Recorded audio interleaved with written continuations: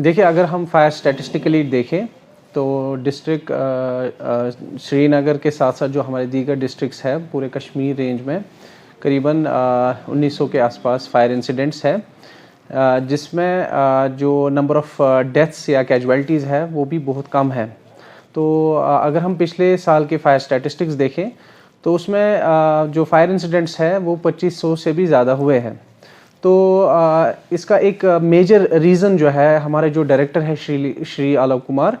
ADGP IPS, उन्होंने last year जब department join किया था तो उन्होंने एक इनिशिएटिव लिया और बाकी कमांड ऑफिसर्स को भी एक डायरेक्शन इशू की कि हम frequency of fire awareness programs increase करेंगे। तो उन अवेयरनेस प्रोग्राम्स में, जैसा कि आपको पता है कि लोगों में एक अवेयरनेस चली जाती है, हम फायर प्रिवेंटिव मेजर्स के बारे में बताते हैं, लाइफ सेफ्टी के बारे में बताते हैं, या फायर प्रोटेक्शन मेजर्स के बारे में बताएंगे, या इसी तरह अगर जैसे फायर एक्सटिंग्विशर है उसको चलाना कैसे है, या LPG फायर है उसको कंट्रोल कैसे करना है, ये सारी चीज़ें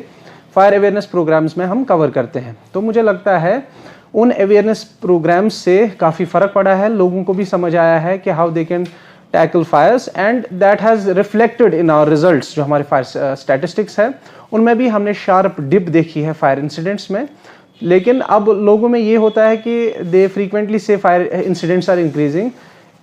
असल में जो विंटर सीजन है उसमें कंपैरेटिवली समर सीजन के मुकाबले में फायर इंसिडेंट्स ज़्यादा होते हैं, और उसका भी एक रीज़न है कि यहाँ पे जैसे हीटिंग गैजेट्स का यूज़ होता है,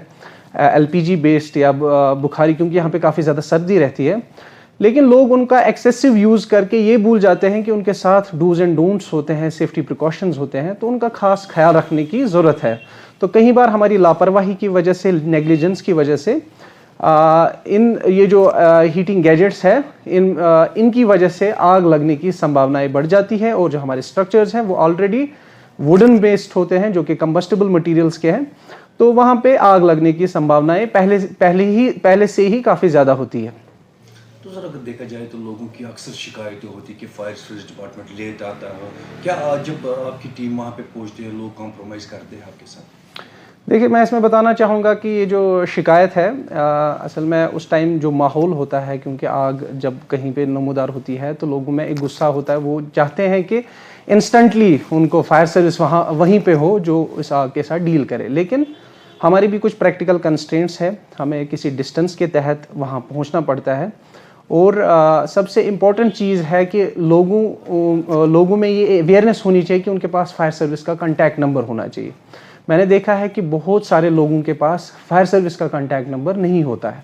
वो इनडायरेक्टली पुलिस के कंट्रोल रूम से हमें इत्तला देते हैं, और उसमें काफ़ी सारा टाइम निकल जाता है, या कई बार वो फायर फाइटिंग अटेम्प्ट करते हैं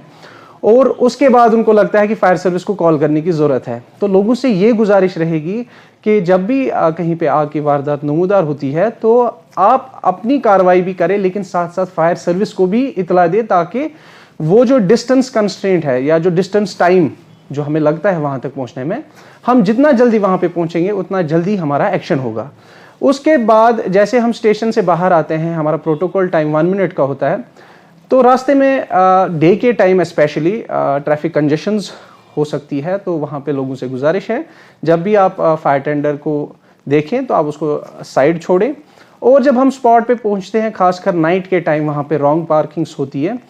तो वहाँ पे भी लोगों से यही गुजारिश रहेगी कि आप जो अपने व्हीकल्स हैं उनके लिए पार्किंग स्लॉट्स आइडेंटिफाई करें अपने अपने एरियाज़ में। रॉन्ग पार्किंग से काफ़ी ज़्यादा दिक्कतें पेश आती है,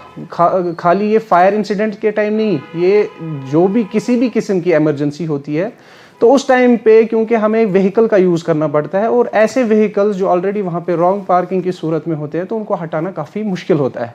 तो कई बार हमें फायर टेंडर वहीं पे खड़ा करके फायर फाइटिंग करनी पड़ती है, जिसमें कंसिडरेबल टाइम भी लैप्स हो सकता है। तो मेरी लोगों से यही गुजारिश रहेगी, आप अपने अपने एरियाज़ में पार्किंग स्लॉट्स आइडेंटिफाई करें। तो अगर देखा जाए किसी इंसिडेंट पे फायरमैन भी इंजर्ड होता है तो डिपार्टमेंट उसके लिए क्या कुछ कर रहा है? देखिए, हमारा जो काम है उसमें कई बार जो है हमारे जो फायर फाइटर्स है वो अपनी जान की बाजी लगाते हैं, लेकिन लोगों की लाइफ या प्रॉपर्टी सेव करते हैं। जब भी कहीं पे फायर इंसिडेंट होता है सारे वहाँ से भाग रहे होते हैं, लेकिन it's only the fire fighter जो उस आग में जाते हैं और तब तक नहीं छोड़ते जब तक कि उस आग को बुझा नहीं लेते। अब कई बार क्या होता है कि हमारे फायर फाइटर्स कई बार उनमें इंजरीज आती है, माइनर इंजरी या मेजर इंजरी, तो डिपार्टमेंट की तरफ से भी जो हमारी वेलफेयर स्कीम्स है उनके तहत उनको जितना भी प्रोविज़न होता है डिपार्टमेंट की तरफ से उनको मुहैया किया जाता है। तो सर अगर देखा जाए तो विंटर्स में ही आग बड़े ज़्यादा लग जाती है, तो क्या कुछ मैसेज देना चाहोगे आप आम पब्लिक? देखिए, मेरी सिंपल मैसेज रहेगी कि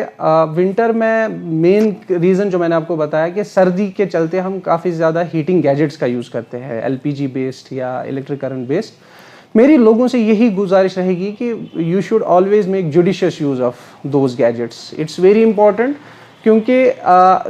जो हम गैजेट्स यूज़ करते हैं उनसे हमें आराम तो मिलता है, लेकिन हम ये कई बार भूल जाते हैं कि इनके साथ सेफ्टी प्रिकॉशंस का ध्यान रखना काफ़ी ज़रूरी है, डूज एंड डोंट्स को फॉलो करना ज़रूरी है। तो मैं समझता हूँ कि मैं लोगों से बार बार यही अपील करता हूँ कि अगर हम इन हीटिंग गैजेट्स के साथ उनके जो डूज एंड डोंट्स है as per standards, as per manuals, उन पे अमल करेंगे, मुझे लगता है कि फायर इंसिडेंट्स में काफ़ी ज़्यादा गिरावट देखने को मिलेगी। और मुझे लगता है कि it's a shared responsibility of department and public that will ultimately reduce the number of fire incidents.